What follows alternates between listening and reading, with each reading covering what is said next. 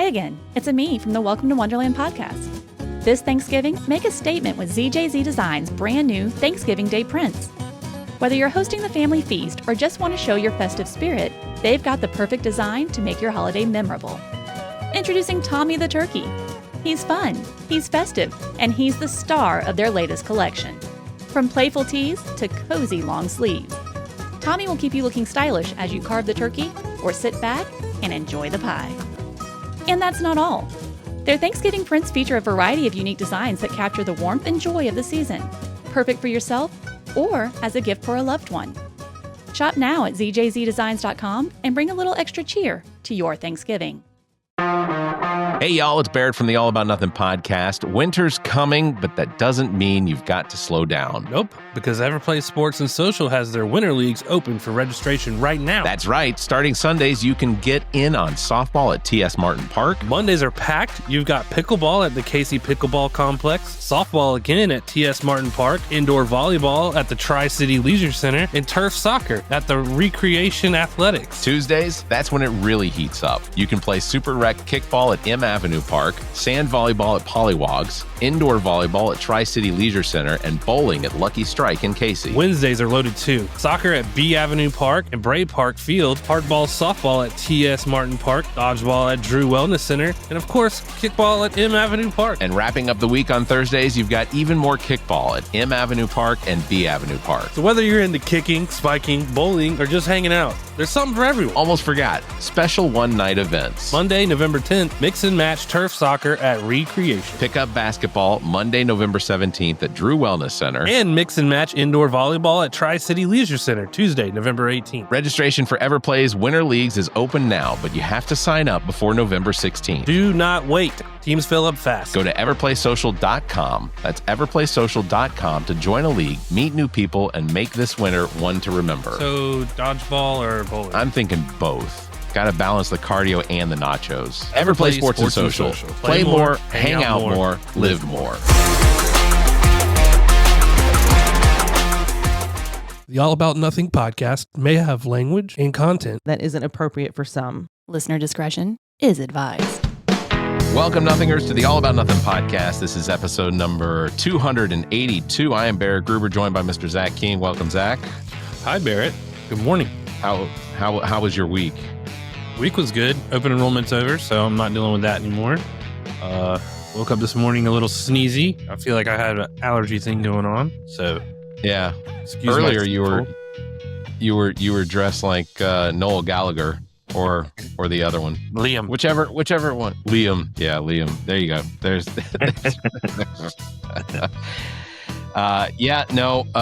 We're marching through November. This episode drops on November 17th, so we just continue to go through. Politically, I feel like the year has gone by so quickly, but then I look at the massive things that have happened, and it feels like it's constantly going slower. Yeah, and we just continue to sit here and talk about it and take the abuse online. It's like sandpaper, toilet paper. Yeah, it's right. Please subscribe and share the show. That's how we get new listeners. Also, please consider supporting the show financially by visiting theallaboutnothing.com and becoming an official member and proudly calling yourself a true nothinger. We'll have more details on that at the end of the show. If you can't do that, give us a 5-star review, a like, and follow us across social media. You can find links at theallaboutnothing.com. Preach Jacobs this week, host of the Preach Jacobs podcast. The next SoulHAUS Sessions with Preach Jacobs is November 19th, this Wednesday, at the University of South Carolina Koger Center for the Arts. You can find the doors opening at 5 p.m. and vinyl being spun by Preach. At 6 p.m., the discussion begins with renowned author DéLana Dameron. I mispronounce that every time. Dameron. Information can be found in the show notes or by following at Preach Jacobs on Instagram. Also this week, Senate Bill 323, next hearing. This is the total abortion ban here in South Carolina that will likely send women to jail for potentially having a miscarriage. The meeting, the hearing is November 18th, 2 p.m. at the Gresset building, room 308. There will be no public testimony, as they have apparently some Christian Scientist experts that they're going to put in front of the Senate committee, which is great. What kind of experts? I'm calling them Christian Scientists. That's an oxymoron. Yeah, I was just I'm about to say aware. that's an oxymoron for sure. Yeah, I'm totally aware. Ironically, I had a conversation yesterday where my brother-in-law apparently has had this nauseating cough for like 2 months, and someone close to him said that in prayer group that they prayed that his cough would go away, and miraculously it went away. It also coincided with the fact that he started taking antibiotics for it. So, 6'7", They 6'7". They prayed that the doctor had the wisdom from the Lord to give him those antibiotics. That's right. Yeah, in fact, part of the conversation quite literally said, "I don't think it was the medicine. I think it was the prayer." Yes. And I hope that one of you gets canonized for that miracle. Well, we know one thing worked and we could retrace our steps, and the other thing we just fucking talk to the sky daddy and hoping it does something. That is correct. All right. This week, our guest is Jason Cassidy. Cassady is out of mid-northern California near Mount Shasta, correct? Yes, we are probably about 2 hours west of the Nevada border and an hour and a half south of the Oregon border. So we're way up there, Merle Haggard country. Okay, frequent visitors to the what, Reno? Is it Reno? Yeah, it's Reno, Nevada. We go sometimes. We delivered my fiance. She breeds Shih Tzus, and so we delivered a puppy to Reno a couple weeks ago, and sometimes we go out there. It's I like biggest Tahoe little better, town biggest little city in the world, right? It's interesting little town. It's really grown a lot. That matter of fact, it's grown so exponentially that the infrastructure can't handle all the traffic there now because it's just been so much. Wow. Yeah, the traffic's like at a dead still because the freeways are like 2 lanes wide. There's goodness. After Reno, if you're going east, the next thing is Salt Lake City. That's like a 9-hour drive from Reno. Jeez. Yeah, so there's really not a whole lot going on out there. Well, Jason, you are a wildfire fighter in you work for the state of California, correct? I worked for the state of Nevada, and then Nevada. For the Forest Service in Nevada, and then when I got out of that, I went to a contractor, and so basically, I guess you could say how the government contracts people to go to the Middle East to do things. We kind of basically do the same thing. We probably get the worst jobs, the Forest Service and the Cal Fire kind of pick and choose what task they want to do for that particular day on a wildfire. So it was still, awesome, rewarding work. We worked hand in hand with Cal Fire and with the Forest Service, Fish and Wildlife. So yeah, we're just all a big group to just to try to accomplish the goal of putting the fire out or getting it to calm down. I think what a lot of people that don't know anything about wildland fire misconstrue with like structure fires is you don't get a call and put on your clothes and go, right in. There's like mapping and plans and briefings and it takes days sometimes just to put together an action plan just to try to be able to stop the fire. It's like a lot of people just totally get that messed up, like, oh yeah, how come you can't put this out? I'm like, dude, you're 9,000 feet up on a hill like this. You're not going to get any bodies or any trucks in there to like try to get some sort of stoppage point, Yeah. A lot of the times it's like the air game, the retardant drops and the water drops with the helicopters. I think I sent you a video reel of a helicopter dropping water on a fire. Yeah. So I'll pull that up. But Jason, tell us a little about yourself. What's your history? How did you get into the firefighting? Well, I won't really go into like a big long-winded explanation, but I've made some mistakes in life, and that's a drop from a Chinook right there. They that little hose hanging from it goes and picks picks the water up out of like a reservoir or a river and then drops it. But I was in the penal system, and I got into a little bit of trouble a few years ago. Didn't really do. I wasn't a violent guy. Just made some bad mistakes. I had some trouble with addiction early on in life, and so my addiction found me in trouble, incarcerated, and so I had the opportunity to go to a fire camp. I did, and it was probably, I don't know, one of the most rewarding things that I've ever done in my life. I felt like I had purpose. I felt like that I was helping. People actually didn't look down on me. They looked up to me. I've always been like a really, a huge thrill seeker, motorcycles at 140 miles an hour or, whatever it may be, that adrenaline.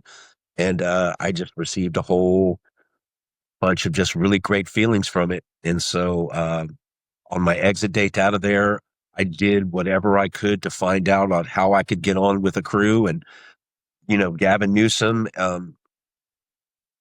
I like him a lot, and then some of the things I don't really like about him. But one of the things I will say about Gavin is he makes it possible for people that want to change their lives and to get into the fire, into the wildland fire. He's made that available to people. So yeah, that's awesome. Did you guys see the Jon Stewart episode about a year ago where he had the guy on, the convict on? Did you guys see that one on the Daily Show? I think so. Yeah. I remember. So he pretty much sums up everything that I was thinking. It's just just a really great field to get into. It's not year round, so you have to kind of find something to do in the wintertime, which I did, which I do. But I got on with a contract crew about 5 years ago, and we've been all over the United States, New Mexico, Oregon, Washington, Idaho, Montana. The traveling's great. Anywhere you go, you could stop at like a grocery store. There's a crew, 20 of us standing in line to get food or something. Some lady will come in. You saved my ranch 4 years ago. Yeah. Let me buy you lunch. It's amazing. It's just great. Yeah. Well, so I guess this entire interview the most important question I have to ask before we get into some of the questions. Have you all ever been cast as extras on Fox's Fire Country? Oh, that show. So I don't want to like ruin anybody's outlook on Fire Country, but I don't know. As being a wildland firefighter, when you watch a show like that, you kind of pick apart like, oh, okay, that would never happen, and that would never happen. There's no way that guy would ever be anywhere in the same hometown at his parent, at his dad, or whatever that he went to at the beginning of the show. The first season. We don't really like to get on the camera too much. Like Cal Fire's the one that likes to stand in front of the news cameras and let everybody know what's going on. They're the only wildland firefighters that have badges. Really? Oh, wow. Yeah, they have these big badges, like a big shield on their uniform. That seems like a source that could potentially heat up. They don't wear them when they're fighting fires, do they? They don't know. Like everybody has to wear the Nomex, the fire retardant, the yellows that you see. But they have their own color as well. And this is not a knock on Cal Fire at all. If I could get on with them, I would have been on with them a while ago. But they're kind of elitist and separatist. My damn badge burned through my shirt again. Yeah, they're big too. I mean, they're like half the size of my hand. It's like, whoa, yeah, I see that. Well, Jason, you mentioned corn dog shows like that. Give me 911 and Firefighter. Yeah. Are you kidding? I know more about Chicago from CBS's entire Wednesday night, Thursday night lineup than I ever would have learned about Chicago. Right? All those shows were so like hyperbolic. Every time I see a commercial, I'm like, that's got to piss a lot of people off. I got to imagine that the drama involved, because I've only watched 2 episodes of Fire Country. I don't. That was as much as I could tolerate, because I think the guy that's in it was the guy from Sons of Anarchy, isn't it? Am I wrong about they that? look similar. Like, I think that's the look they were trying to portray. I don't know if it's specifically him or not, but yeah, they were trying to do that. And there's no way that. So I think it was the first or second episode. The structure was on fire. There's no way they call a con crew in to put out a structure fire. Like, structure and wildland are 2 totally different things. Like different equipment, different animal, different outset, different game plan. Completely different. Yeah. We were watching that video you had sent of the helicopter drop in the water. Is there ever a point where you're close enough to that to feel like the mist or the rush of the drop? I do have a story about that. A couple of years ago, this kid was a little out to lunch. It was kind of just like, there's like go times, and then there's like downtime, right? Yeah. And so he was a little wary, and we called in the drop, and it was kind of not that one in particular, but it was kind of more of a mountainous tree situation, and the water hit the back of his leg, and it folded him. He fell down. Oh, wow. Yeah, I think they drop like 400 gallons at a time.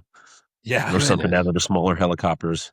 At that point, it's like dropping rocks or something on somebody. Yeah, no, it can really, it could kill you. I mean, it's really dangerous work. People, you never hear about this, but like, you circle up and you have a briefing with your crew before you go out and do your task. And if the winds are like 40 or 50 miles an hour, there'll be branches that will like fly off and hit somebody and kill them, like just right in the middle of night, like not even being engaged in the fire. It's super dangerous work. Damn. Really dangerous work. They, you've heard this expression, head on a swivel, right? Keep your situational awareness going or whatever. It's constant. Things falling. I was holding the road one time when the fire was coming. So we're basically what we're doing is if the fire is coming to this forest road, just keeping an eye on across the street where the green, the fuel hasn't been burned yet, right? Yeah. And these aspen trees are really brittle at the bottom. And if I wouldn't have ran out of the way, this tree that was burning fell into the middle of the road. So yeah, it demands your constant attention when you're out there.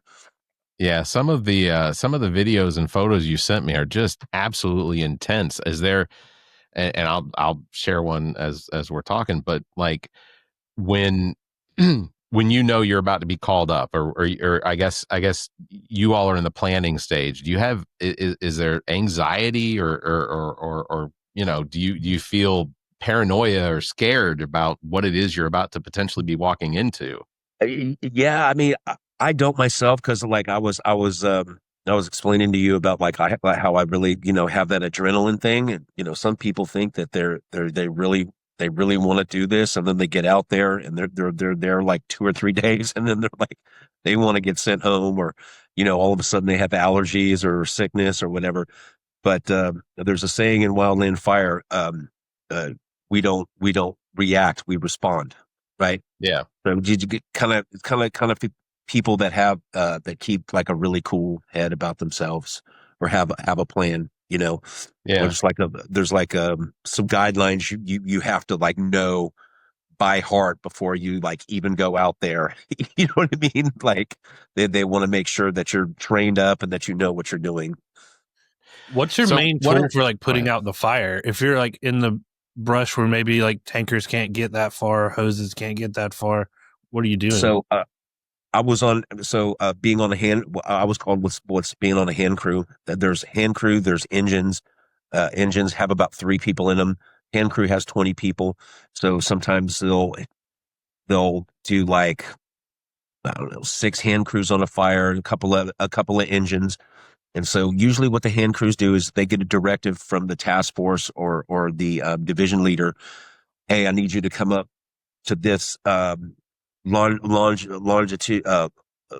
and longe, this particular area. We want you to saw down the trees that, could potentially ignite or light on fire. We've saw them down. We have the hand tooled, hose, shovels, these things called McLeods, Pulaskis, where we'll actually go in there and we'll separate the green fuel from the fire and make, like, I don't know, sometimes up to like 3 feet wide, like a 3-foot wide swath to kind of keep the fuel from, keep the fire from, continuing to burn.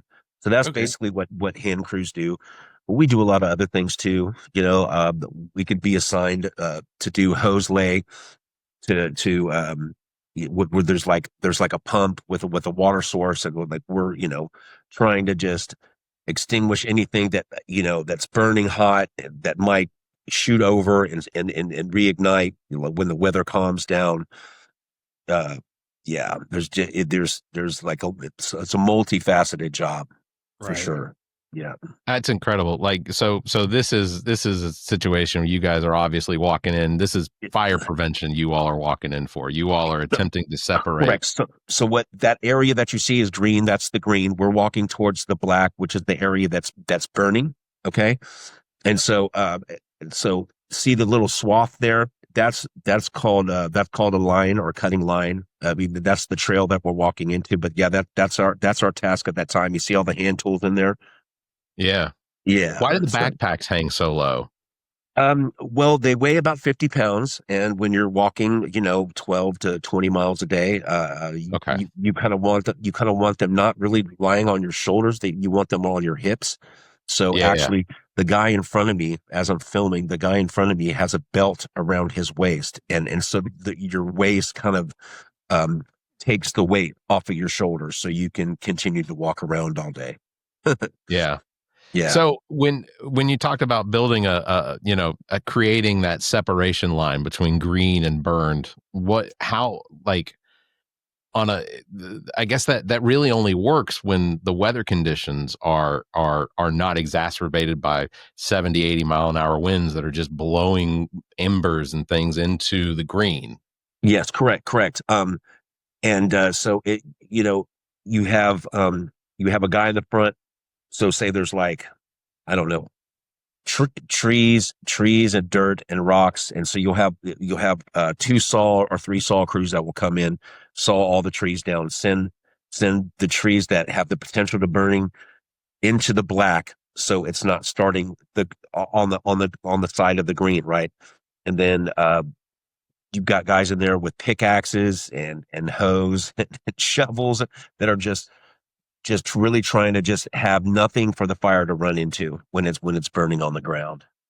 Yeah, that's amazing. So I know that the program has been the subject of debate regarding how how low the pay is for the danger. Yeah. Essentially, what's your personal perspective, I guess, on the ethics of the program? So they, with the last administration, right before he was on his way out, old Sleepy Joe was actually got us a 50% raise in for 24. So whatever, because you have so many hours, right? So your minimum amount of time on a fire used to be until you were done. And then they in 21 they changed it to 2 weeks, and then you had to have a mandatory. That's 2 weeks straight. That's no time off. That's 15-hour days, 6 hours of sleep, crappy food, sleeping in the field. You know what I mean? Sometimes there's no showers. You know what I mean? It's like, they bring the portable showers in. Those are nice to get, and then when you get back, if you're the last crew back, you're waiting for an hour and a half just to shower to go to bed and wake up and start it all over again. But I think my kids live that lifestyle every single week, is the no showering. Ew. Yeah, the grandkids next door, they're pretty wild. They do the same thing. But yeah, so in 24 they did pass a bill to give a 50% increase in pay, and the checks were exponentially bigger, like nice, and then the work limits were there. At first, it was like sometimes I'd be out there for 38 days, 42 days. it's dangerous. If you don't get rest, if you don't get time with your family, you're thinking about other things, you can't be safe out there. So I think finally somebody was just like, whoa, we're losing people behind them not getting their rest. And so now they kind of stand on it. Because you're not used to anybody if you're out there just completely out of it, drained, malnourished, that tired. It's just you're not doing any good. Yeah, and you think about your mental too. All of the brain power that goes into being aware of your surroundings all the time. I was up there in a rank a little bit more than the other crew members. So I'm on the radio and I'm responsible for lives. And so that kind of takes its toll on you too. I bet. Yeah. Yeah. So when you've been on active fire assignment, what is one of the biggest significant differences between, say, an incarcerated crew and one of the professional contracted crews? Like what can you see as far as the difference? The difference is I'd say the con crews, they work really hard, but they're still considered a liability. I've never heard of anybody escaping, but you not only do you have your CAL FIRE or your fire crew people in charge of the con crews, you also have correctional officers in the background somewhere, making sure that nobody gets into a fight or, does anything weird. Those guys are some of the hardest working guys. When I was in, they worked really hard. When I've been on fires and I've worked with the con crews, those are really hard working guys. Contractor crews, they work just as hard, if not harder than the government or the state people. That's just taking a little rest. As you can see, you can't even see the sky, right? No. That was a long day right there. That was probably like 13 or 14 hours. We were just like, okay, that's a really good picture too. Let's get some rest. No, I was gonna say, in fact, I have a picture of the sky that you sent me, that's the sun. Yes, it is. That's like the movie. I don't know if you guys have seen The Lost Bus with McConaughey. Did you guys see that? Oh, have you seen the movie? Yeah. The sky really does black out like that. That was really a picture of the sun in the middle of the day. I wish I had them to share. But a friend of mine was in Pasadena when they had the fires. What was it? 4 years ago, 5 years ago, something like that. Or was it more recent? Well, there was one actually last year this time that ravaged LA. Remember, like Palisades and Malibu and all that. My friend was actually a dear friend of mine was assigned to that fire. He was down there like 2 weeks. Yeah, that was rough.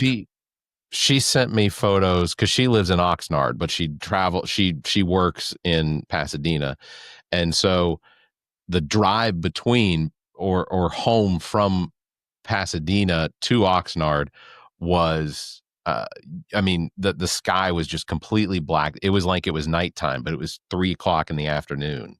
Yeah. Unbelievable. It totally, sometimes fires can make their own weather, their own wind. Yeah. It's like, people, unless you've experienced it or been anywhere near it close hand, I don't think anybody can fathom like how crazy it is. A buddy of mine that was in the Forest Service for 13 years, he only has one lung. His lung completely collapsed from just all the smoke inhalation. Last couple of years I've been N95 in it, and I get a hard time by the younger guys, but I can breathe just fine. Yeah, I would too, man. I don't want to have one lung for the rest of my life. That's awful. Yeah, no bueno, man. Sorry. Well, as a guy that's not from this planet, I only have 2 lungs. How many do y'all have? You got 2. Oh, Barrett's from Uranus. Yeah. Yeah, thanks, Zach. Was there a specific moment or fire that served sort of as a turning point for you, or a moment that you realized that this was the life and the career that you wanted to have? Yeah, I honestly believe it was the very first one on the con crew. One of those situations we were talking about the high winds.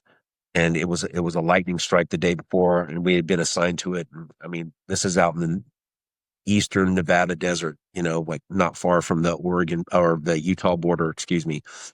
And the winds got so intense that there was fire in front of us, to the left of us, to the right of us, and all of it was burning at one time. And so we had to walk into an area and sit in an area that was completely decimated. It looked like Armageddon or something. Everything had just totally been burned to a crisp, and we had to sit there for hours and just watch all of this fire like consume this whole area that we were supposed to be fighting in until it was safe for us to go back in there and come up with a new game plan.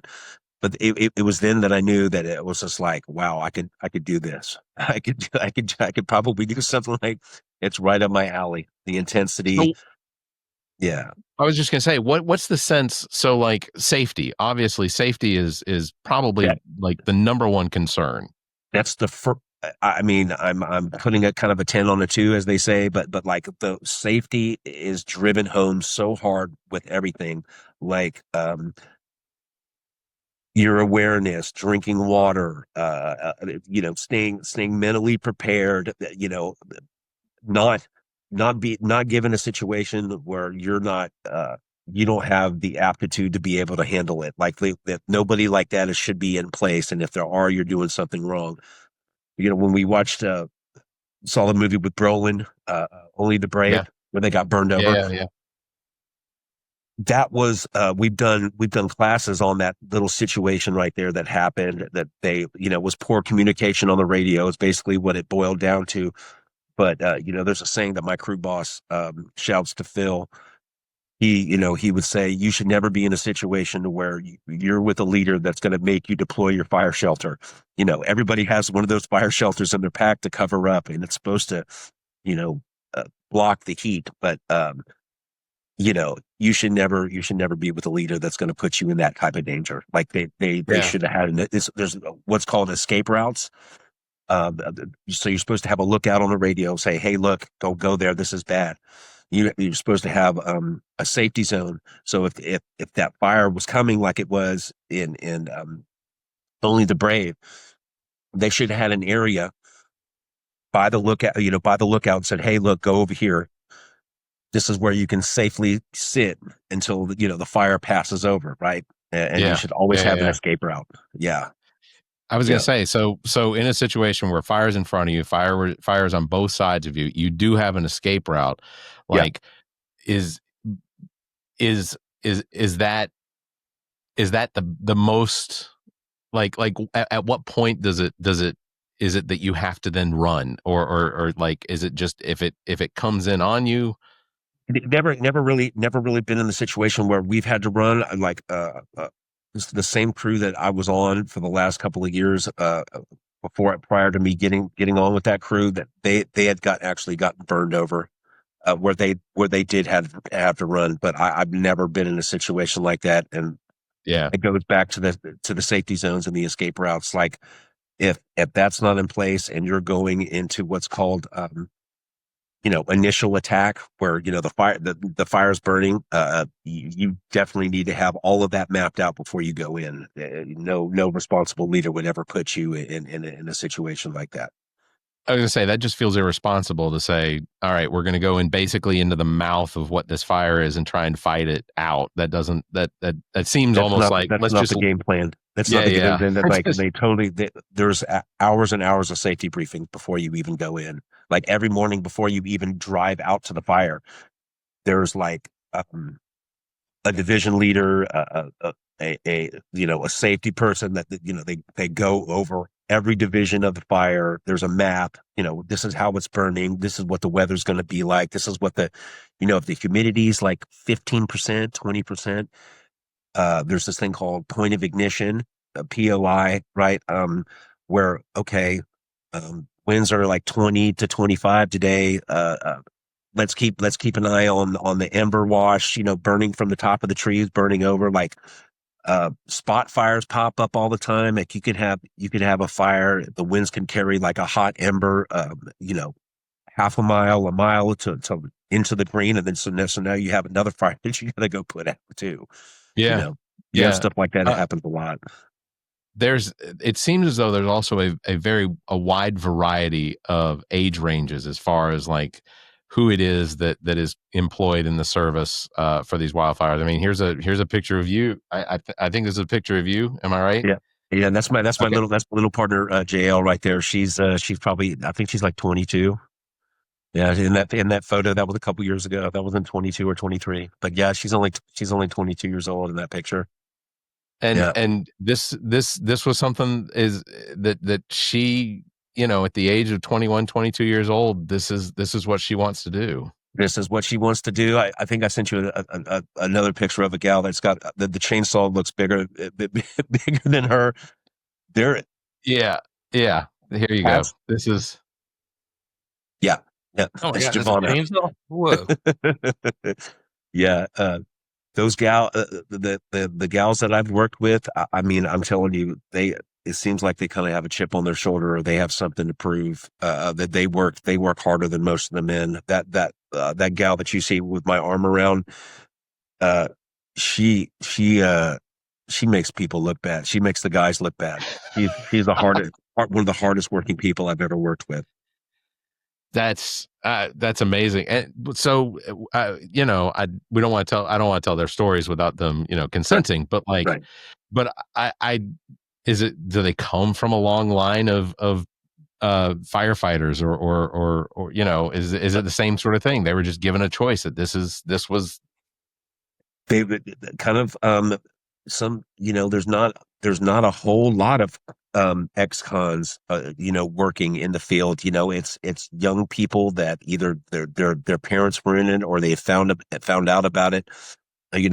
Redding's pretty rural. It's there's just a lot of country, a lot of acreage, lots of forest, tons of that. So you just have people out there that are, you either get into logging or you get into firefighting. Like Redding's like one of the biggest meccas. There's like an airport with all of the retarded drop planes, the spotter planes, the helicopters.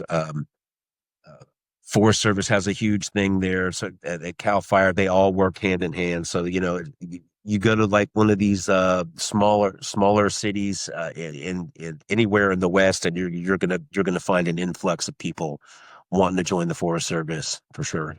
Yeah. When inside of the because you live in Redding, I guess. Right. You're near Mount Shasta.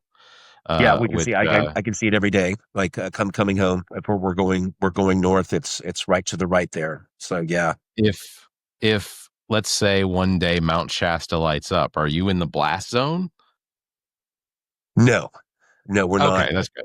Yeah, and it's like Shasta's so big. Like I don't think people. So I'm familiar with the East Coast. I was born and raised in Florida, North Florida.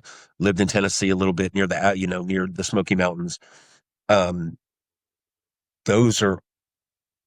Mountains are millions of years older than these mountains. There's like volcanoes. These are Mount Shasta's like 14,000. I think it's 14,200 something, right? So like the tree line stops. Yeah. And there's snow on Mount Shasta till August. Wow. Yeah. And John Denver said it in that song. The Smoky Mountains the Appalachian Mountains older than the trees. So they're the old rounded mountains. I mean, beautiful place, but I mean, maybe the peaks get maybe what, like 1,500, 1,800. They're here they all start at like 5 and up. Wow. Yeah. So inside of the community near Redding, I guess, like do a lot of the people that you live around know what it is that you do? They do, and so they really take care of the first responders there. Like you can go to a barbecue place and show your little red card and get like 15% off your barbecue, or you go to the bank, or you're at the gym, and I'm working next to a Cal. It's a big community up there, and people do know. It's they've seen Redding has been. Redding. I live in a little town called Palisaggio, a little east of Redding, but that whole community has been ravaged. Like there's not really many directions that you can go: east, west, south, north, that you can't see a burn scar that's, miles and miles long, that there's So just kind of, there's still, it would cost so much money to come in there and saw down those old burn trees or whatever, and so you yeah, just see, it's insane. nature's just going to have to take its course on those. Yeah. Well, And let me. so yeah, go ahead. So I'm sorry. No, I was just. Oh, no, you're okay. I was just gonna say. So, but politically, Reading is also is historically a very red district. Like there's Yeah. like in and around Northern California, it's pretty Republican. Oh, and it's very, very, yes. There's not many people. There's not many people that have. You don't see me. You don't see me Biden posters on any lawns. Um, they're pretty strong in their convictions, and like, I think that Reading and that whole area over there gets overlooked because Mount Shasta supplies the Shasta area supplies the whole state with water.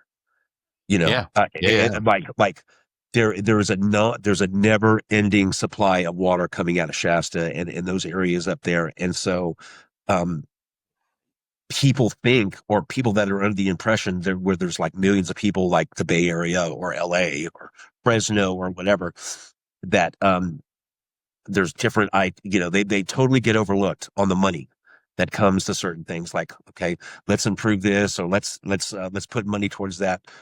That whole area gets overlooked. And even though I'm not red, I am kind of a little sympathetic or apathetic to like the treatment that California treats that area. And I can kind of see why people are angry, Yeah. All that water that they get, because, California's like huge, actually, agricultural state.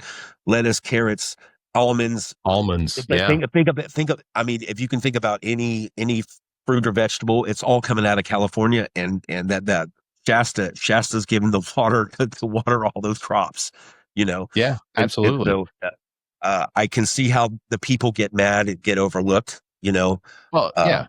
Not that I would ever Especially- swing that way, but they actually have a thing that starts around Reading and ends probably like in like Central Oregon. They call it the state of Jefferson.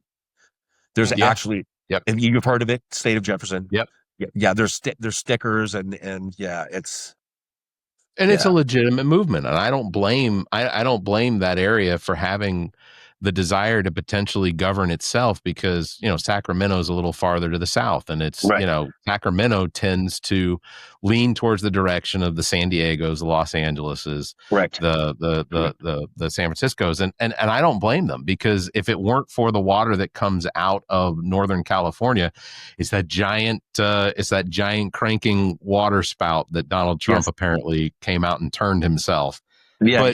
But so with respect to the area and them knowing what it is you do, what is sort of the idea or the mentality that of those individuals that are Republican? Do they recognize just how much you all need the state as far as like funding and the safety and everything like that?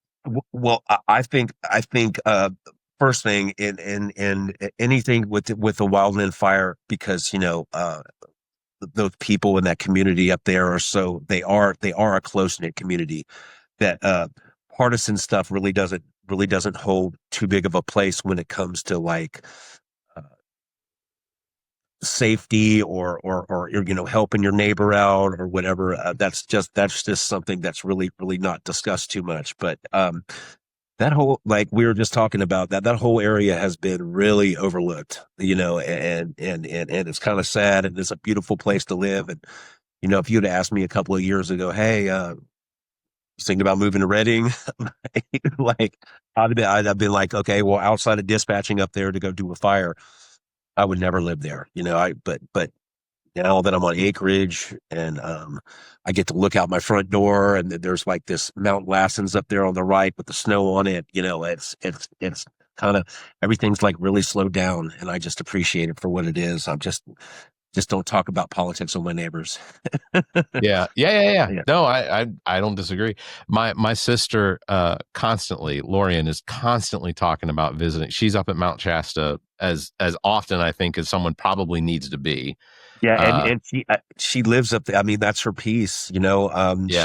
She comes by to see us when she's up there, you know. Shouts to your sister. Much love to Lorian. Yeah. Yeah. So I do want to ask, you live close enough to Mount Shasta. Have you ever seen any of the weird stuff going on? I see Ancient Aliens talking about Mount Shasta all the time. You know, it has drawn a huge community of people that live, well, you know, the city of Mount Shasta, or, you know, Mount Shasta city. It's a totally different dynamic than the rest of, you know, like Redding. It's probably like an hour to get near Mount Shasta, or the town of Shasta. It's probably like an hour north of us. So yeah, people are drawn, you know, spiritual, metaphysical people are totally drawn to that area. You know, one of the biggest stores downtown up there is like crystals, you know, geo, right? Like, it's, you know, the store is huge. It takes up like the whole city block, and, you know, you eat back in there like a Costco, you know, with all, man. Yeah. Aligning chakras with Mount Shasta. So, now that you're a professional firefighter near Mount Shasta, what does it mean for you to be fully recognized member of the civilian fire crew and an active, contributing member to your community? Like, how does that feel? Like, I get kind of teary-eyed when I talk about it. It's most fulfilling and rewarding work I've ever done in my life. To actually be where I was, you know, in the justice system, you know, you just, the shame of that, or, you know, because there's like sort of like stigma or whatever, right? To anybody that's ever been incarcerated, you know, okay, let me grab my purse a little tighter, or, oh, let's not let this person in, or, you know what I mean? Yeah. For me to be able to say, hey, I'm a wildland firefighter, it's amazing. Like, and like I said, people just go out of their way to show you nothing but love and respect. You know, it's been a great ride. It really has been. How much of it feels, and I know we talked about it a little bit earlier, but how much of it feels less like firefighting and actually just firefighting prevention, or the actual fire prevention? Okay, so in the off season, which is what's going on now, because there's rains, there is a lot more prevention work. You know, there's these things called ladder fuels. So, like, if you have a tree from, I guess you could say, starting to your knees up to like 20 foot before the branches even start on the tree, you have these little sucker branches that grow out. Yeah. So you have like tons of crews that go in there and take care of all the trees, and, you know, the high grass or the old shrubs. They have all these machines now, these masticators, and that just come in there and just get all the stuff that could make the fire much worse if the fire were to roll through there. They're doing a lot more prevention. My role as a firefighter was more along the lines of what's called initial attack, and that's to put a break in the fuel to stop the fire. That's been my primary role as a firefighter myself. Yeah. So when being in the off season now, the rains aren't going to last. Last year, it seemed like in California, the fire season started in basically like middle of December, because we had all of those southern fires that I guess were exacerbated by the fact that we have those Santa Ana winds that sort of just sweep across from the east to the west, or the northeast to the southwest, or whatever. And it, you know, how much, or I guess how often are we seeing that this fire season continues to move directions as far as the calendar goes? Like, what do you all see up north? So we've been getting thumped by the rain the last couple of years. There's like a seasonal stream, or, you know, water flow usually, I don't know, the stream or the little creek kind of putters out around May when it does stop raining. But we've been getting thumped with the rain, and so at least the last 3 years, the fires have not been as bad up in my district, region 5 and 6. Down south is a different story. That's all desert down there. They don't really get much rain to begin with, and so when those winds do come, and the PG&E, the utility company, who's been responsible for a lot of major fires in California, those trees hit those power lines, and the winds come up, and there's nothing that anybody can do anywhere to put those things out until those winds stop. There's nothing. Yeah. There's nothing that any fire crew or people try to place blame or finger point, and unless you understand what's happening, it's like scientifically, you're not going to be able to do anything at all. So get a fireproof roof, or not have stuff is kind of hard to catch on fire. There's like certain things. We over the course of the last few years, like South Carolina, we have had some pretty serious fires. We had fires up near the north. That shut down. You're familiar with Lake Lure. Lake Lure was closed for months and months and months because of a fire that took place up there during a dry season. And I remember seeing pictures of the fire around the what's the giant rock up there? It has the word rock in it, doesn't it, Zach? Howard's Rock. No, it's no. Yeah, well, that one's burning too. Howard's Rock is burning too. Anyway, but there were pictures of the actual like rock plateau with flames just around it. It was closed for a while. Earlier this year, we had family members in Myrtle Beach that were evacuated from their homes because of some serious wildfires that kicked up. And of course, you have the winds blowing off of the state of South Carolina over the ocean, which is normally reverse of where the winds are coming onshore than offshore. Right. So, so even in Lexington County, there were communities that had to be evacuated because of the wildfires. So it's obviously becoming more. It's increasing in the number of times we're seeing it in places that don't often see it. Canada, New York. Remember the ordeal. The people in New York City were saying, it was smoky in New York City. It's starting to affect everywhere. Yeah, we had fires in Toronto just a couple of years, or northern in eastern Canada. That the smoke was drifting all the way down to Miami. Mm-hmm. I get that people don't like it when we talk about climate change sometimes because they think it's a hoax, but I don't know if the world's getting. I know that the world's getting warmer. We have statistical data to indicate it's getting warmer. That warmth is going to cause the climate to change. And I read a report recently that said we've already passed the point of no return. Like there is no turning back now. So it's Jason, scary. How would you? So how would you, if there is anybody listening or watching this right now that has an interest in potentially doing what you all do, firefighting wildfires? How would you encourage them to maybe look up to see what availability there is, training, things like that? USA Jobs is a great place. They have all types of regions and places to get in. They will pay for your training. I think when we were talking on the phone the other day, it's a small community. There's only out of the 300 plus million people that live in the United States, there's like 22 to 25,000 wildland firefighters. And so, when I'm on a fire in New Mexico, I'll see, my task force or division leader will be at a fire, running the same show in Oregon.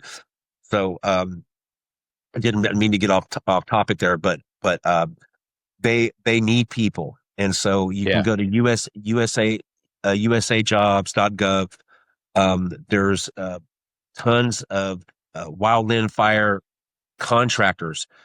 Some people get in like that. They'll pay for your training. You fly there or drive there. They'll put you up for a week. You can get your basic course taken care of, and then just being available when wildfire season starts, which is like towards the late end of May, early June. And it ends usually around late September, early October. It's usually like a full fire season. You should be at least like 4 to 6 rolls, which are 2-week rolls, Yeah. Well, do you want me to encourage people to go check out your Instagram? Sure. Yeah, please do. Big Show Wildland Fire. Yeah.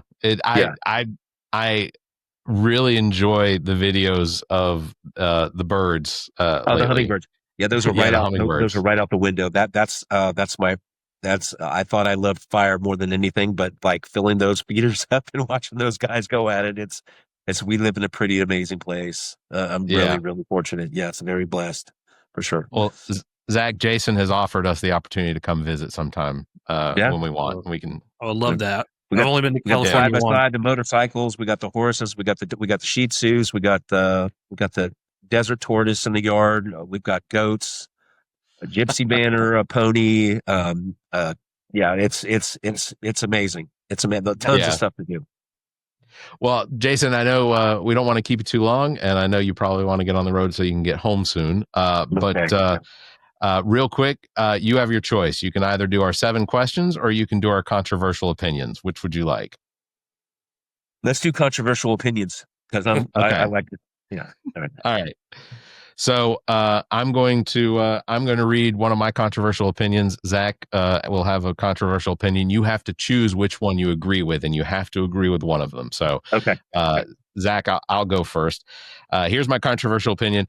Chiropractors are really just performing carnival tricks. It's entertaining and provides some health benefits, but really it's just clown shoes. I wasn't prepared for a controversial opinion. I'm sure you have them.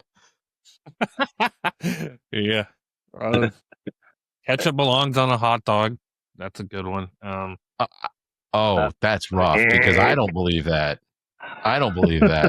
Ketchup belongs not on my hot dog.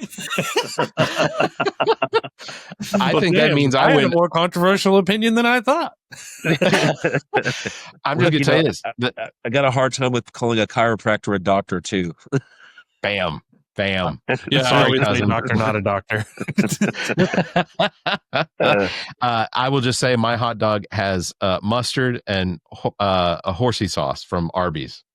So I like the horsey sauce. I like the horsey sauce. I haven't been to Arby's in years, but like we have horseradish in the fridge for sure. That's like one of my go-to. Yep. Horseradish sauce. No steak sauce, just a little bit, Absolutely. Ketchup, mustard. That is the most Republican thing I think that I've ever heard Zach say. That's how that feels. I don't know about that. Okay. All right. Well, Jason, really appreciate you coming on the show with us. Thank you very much. I know that you all have a lot of things going on, and the fact that you could make the time to be with us, really appreciate it. And also appreciate what it is that you do, protecting all of basically Northern California, Oregon, Nevada, into Utah, just all that entire area. And sincerely appreciate everything that your crew does with you. Definitely. Please extend our appreciation to them. And I will. I will for sure. I love you guys' show. I watch it all the time. It's an honor to be on the show, and I really do appreciate the both of you guys for taking the time to in your content. Thank you. Don't set the bar too high, because it's just us. Yeah, you give Barrett a little compliment, he's going to start thinking all kinds of things about himself. I will. In fact, I'll start to question whether or not I need to go through this bet that Zach's got me, because by the time this episode airs, we will know if the Panthers beat the Falcons, and within a few short weeks, I either will have a blue beard or not. So I'm a Bucks fan, so They seem to have a pretty easy march towards the playoffs. Having the Falcons, Panthers, and Saints. They do. You just don't put Baker on a pedestal. You know, when he's fighting and everybody's counting him out, that's when he performs his best. So, like, as long as they continue to browbeat him and not put him, up on, yeah. I can't believe Baker. I go like, we used to have him. I'm like, where is this Baker when we had him? What the? I can't believe Mayfield's head fits in that helmet. To be honest with you, like that is a dude that I think he thinks he might be running for president one day. If Tommy Tuberville can run for Senate, Baker Mayfield can run for president. Well, he can definitely run for a first down when he's about to get clobbered. That's a pretty breathtaking run. All right. Well, that's going to do it for episode number 282. Thank you again very much, Jason, for being on with us. Thank you, Jason. Zach, thank you, Barrett, for being here. Let's catch up soon, and you guys come out and see us. Absolutely. I'm bringing 3 children and a wife, so make her. I'm probably we've got an in-law next door to on our property, so we have 3 grandkids, 1 on the way. There you go. Perfect. So we got quite the bit of kid stuff going on ourselves. Awesome. Perfect. Yeah, great being a grandparent. It changes your life. Well, links to all of our past episodes, podcast platforms, merchandise, and social media are available at our webpage, theallaboutnothing.com. And if you think our financial model of giving away free content and entertainment is silly and you're in the giving mood, why not become an official Nothinger and support the show? Members get early access to this episode as well as exclusive content. Visit members.theallaboutnothing.com, or you can find a link on our webpage. You can also give a one-time donation through the same link. If you'd like to be a part of the show, you can call and leave us a message, 803-672-0533. You can email the show at theallaboutnothing.com, or you can join our Discord server. Links found on our webpage. Thanks for listening, everybody. Thank you very much for watching. Please hit the subscribe button.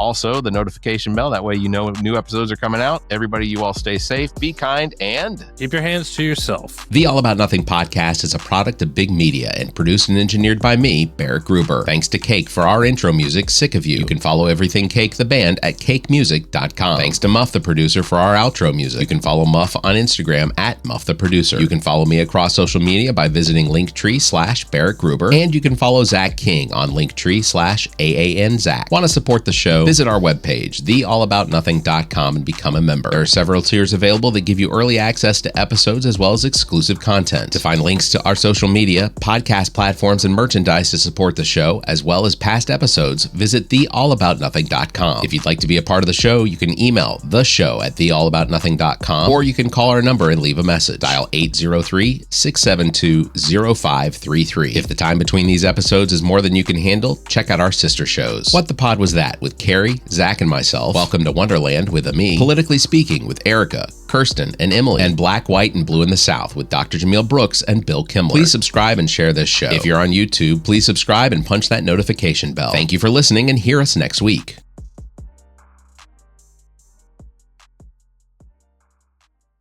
The preceding podcast is a product of Big Media, LLC, and is copyright 2025, all rights reserved.